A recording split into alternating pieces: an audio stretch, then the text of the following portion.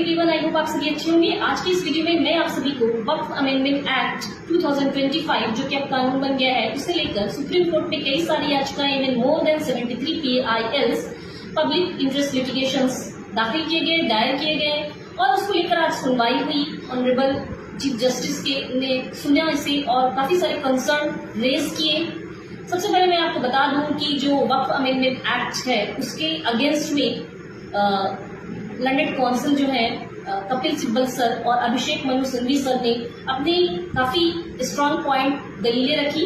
वहीं जो केंद्र के वकील हैं, केंद्र की तरफ से सॉलिसिटर जनरल तुषार मेहता ने अपने पॉइंट्स रखे और इन दोनों पार्टीज को सुनने के बाद सुप्रीम कोर्ट के जो चीफ जस्टिस है उन्होंने कुछ कंसर्न रेज किए हैं। आइए हम जानते हैं क्या कंसर्न है। सबसे पहले सुप्रीम कोर्ट के जो ऑनरेबल चीफ जस्टिस हैं मिस्टर संजीव खन्ना, उन्होंने कहा कि किसी भी मुस्लिम जो संस्था है उसमें नॉन मुस्लिम्स को एंट्री देना ये कहाँ तक सही है, क्योंकि ऐसा ही अगर नॉन मुस्लिम्स संस्थाओं में मुस्लिम्स की एंट्री अगर दी जाए तो कैसा रहेगा, तो क्या इसका कहाँ तक इसका औचित्य है और क्या ये सही रहेगा।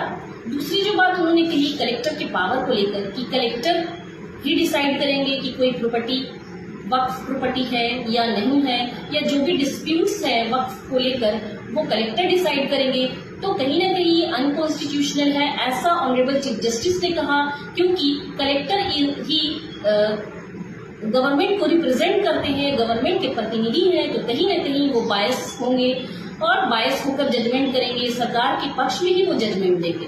तीसरी बात रजिस्ट्रेशन को लेकर की गई कि वक्फ की प्रॉपर्टी की रजिस्ट्रेशन होनी चाहिए, डीड होनी चाहिए। उस पर कपिल सिब्बल सर ने कहा कि वक्फ पर यूजर की अवधारणा है और मान लीजिए कि मैं एक पर्सन हूँ, मेरी कोई संतान नहीं है, ऐसे में मेरे लिए क्या जरूरी है कि मैं इस प्रॉपर्टी का रजिस्ट्रेशन कराऊं।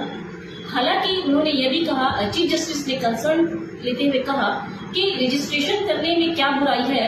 उस पर जवाब में कपिल सिब्बल सर ने कहा कि वक्फ पर यूजर की अवधारणा तो अयोध्या के निर्णय में ही इसको खत्म कर दिया गया, समाप्त कर दिया गया। और 300 साल पुरानी जो प्रॉपर्टीज हैं, सैकड़ों साल पुरानी जो प्रॉपर्टीज हैं, उनका रजिस्ट्रेशन करना और उनका डीड बनवाना ये कहाँ तक रीजनेबल है, इसको लेकर भी कंसर्न दिखाया गया और कपिल सिब्बल सर ने अपने स्ट्रॉन्ग पॉइंट्स रखे। अब इन सारी बातों को सुनने के बाद, इन सारी बातों को डिस्कस करने के बाद कुछ पॉइंट्स उभर कर आए और ये एक एंट्रिंग रिलीफ के रूप में मैं जो आपको पॉइंट्स बताने जा रही हूँ वो है जो कि वक्फ अमेंडमेंट एक्ट के अगेंस्ट में है उनके लिए।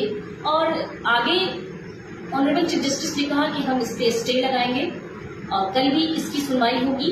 तो सबसे पहला पॉइंट जो उभर कर आया है वो ये कि एक्स ऑफिशियो को छोड़कर जो भी मेंबर्स होंगे वो मुस्लिम मेंबर्स होंगे। दूसरी बात ये कही गई कि कलेक्टर सर्वे करने से पहले जो नेचर है वो चेंज नहीं करेंगे और सुप्रीम कोर्ट में एप्लीकेशन डालेंगे, यानी कलेक्टर जो है वो सर्वे करने से पहले कोर्ट में एप्लीकेशन लगाएंगे।